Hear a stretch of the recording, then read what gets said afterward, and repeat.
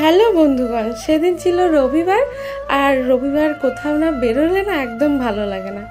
আর আমরা বেরিয়ে পড়েছিলাম। নিচে এসে দেখি ও মা, এত বৃষ্টি যে বেরোবো কী করে। তারপরে আবার কি করব, বাধ্য হয়ে উপরে চলে গেলাম। আমার বর দেখো গাড়ি নিয়ে পুরো রেডি হয়ে গিয়েছিল যাবে বলে। কি করব, বৃষ্টি হচ্ছে বলে বললাম চলো কিছু একটু, বৃষ্টির সময় তুমি তো চা খেতে পছন্দ করো, তোমাকে বানিয়ে দিই।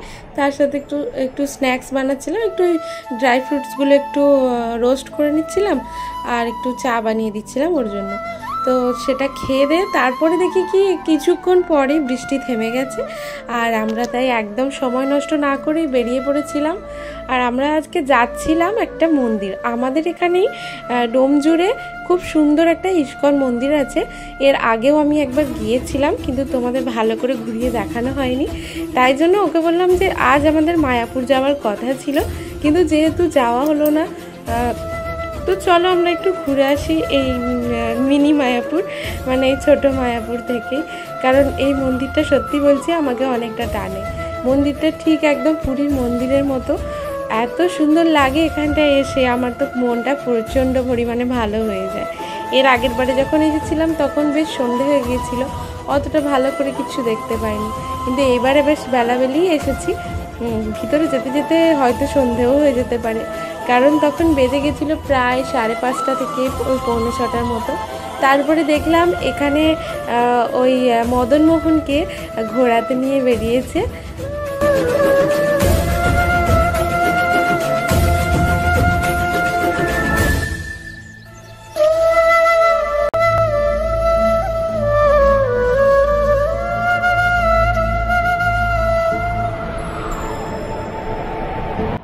এরপর আমরা ওখানে তিলক চন্দন লাগিয়ে তারপরে যাচ্ছিলাম মন্দিরের ভিতরে। আর যেই প্রথমেই আমরা চরণামৃত খেয়ে নিয়েছিলাম, তারপরে হাত ধোয়ার জন্য ওখানে ট্যাপ ছিল, কিন্তু এই পুকুরটা এত সুন্দর লাগছিলো, আমি ওকে বললাম পুকুর থেকেই জল নিয়ে আসো। আর পুকুরটা এতটা উপরটা জল জমে গিয়েছিল যে পুরোপুরি পিচ্ছিল হয়ে গিয়েছিলো, তাই জন্যও আমাকে একটু বকা দিয়েছিল, কিন্তু তোমাকে নামতে হবে না, নামলে কোথায় পড়ে যাবে, কারণ আমি বারবার পড়ে যাই। তারপরে এই যে দেখো, আমাদের রাধা কৃষ্ণের দর্শন করে মনটা একদম শান্ত হয়ে গেল।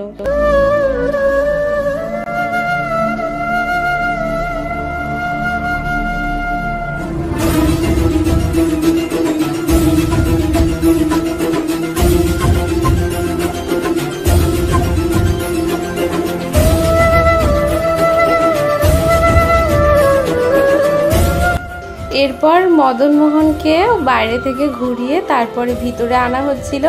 ওই রাধাকৃষ্ণের পাশে মদনমোহনের স্থান, ওখানেই মদনমোহন থাকেন।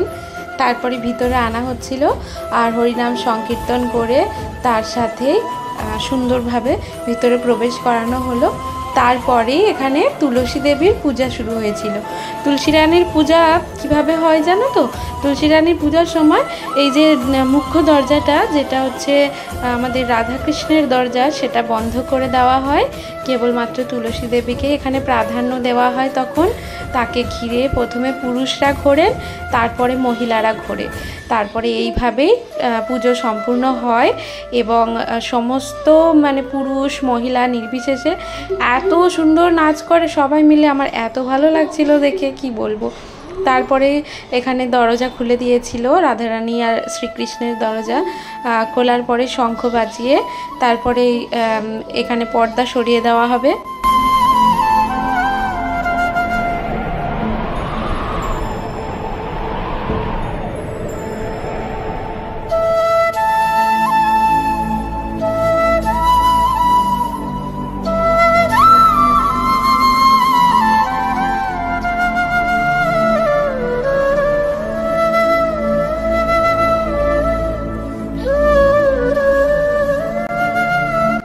এবার তোমাদের একটা অপূর্ব দৃশ্য দেখাই, দেখো। এই যে এখানে দেখো, আমাদের গোপুসোনা এসেছে রাধাকৃষ্ণের পূজা আরতি দেখতে। কি যে সুন্দর লাগছিল। আসলে গোপালকে তো সবাই নিজের বাড়ির ছেলের মতোই ভালোবাসে, তাই তাকে নিয়ে এসেছিল রাধাকৃষ্ণের সন্ধ্যা আরতি দেখাতে। তারপরে আমরা চলে এসেছিলাম এখানে বাইরে যে একটা শিব মন্দির ছিল সেখানে। কালকেই হচ্ছে যেহেতু সোমবারের ব্রত করবে সবাই, তাই জন্য আমি একটু ভালো করে প্রণাম করে গেলাম। যদি বাড়ির খুব কাছে হতো তাহলে হয়তো এখানেই পুজো দিয়ে যেতাম। তারপরে এখানে আমরা দুজন বসেছিলাম, একটা সুন্দর বসার জায়গা ছিল, ওখানে বসে বসে এই যে প্রাকৃতিক সৌন্দর্যটা দেখছিলাম উপর থেকে। তারপরে দেখলাম নিচে খিচুড়ি বিতরণ শুরু হবে, আর এটা হচ্ছে প্রসাদ, সন্ধ্যা আরতির পরে প্রসাদ বিতরণ হয়, খিচুড়ি ভোগ, তো সেটাই বিতরণ হবে। তারপর আমরা নিচে চলে গেলাম খিচুড়ি ভোগ খাওয়ার জন্য।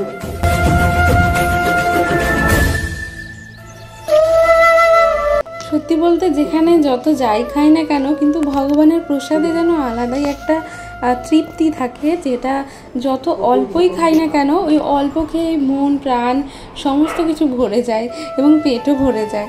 তো তারপরে আমরা ওখানে একটা ছোট ওই স্টল ছিল, ওখানে গিয়েছিলাম একটু জিনিসপত্র দেখতে। আমরা যতবারই মায়াপুর যাই কিছু না কিছু কিনে আনি, তো এখানেও ভাবছিলাম কিছু নেব, কিন্তু সেরকম কিছু ছিল না, ছোটোখাটো দোকান তো।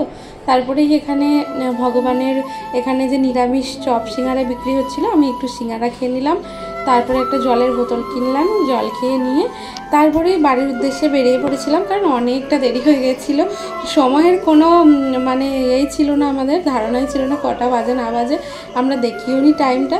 তারপরে আমরা এগিয়ে যাচ্ছিলাম ধীরে ধীরে, দেখতে পাচ্ছ কতটা অন্ধকার হয়ে গেছে। তো অবশেষে বাড়ি এসে পৌঁছলাম। তো চলো আবার দেখা হবে কাল, টাটা।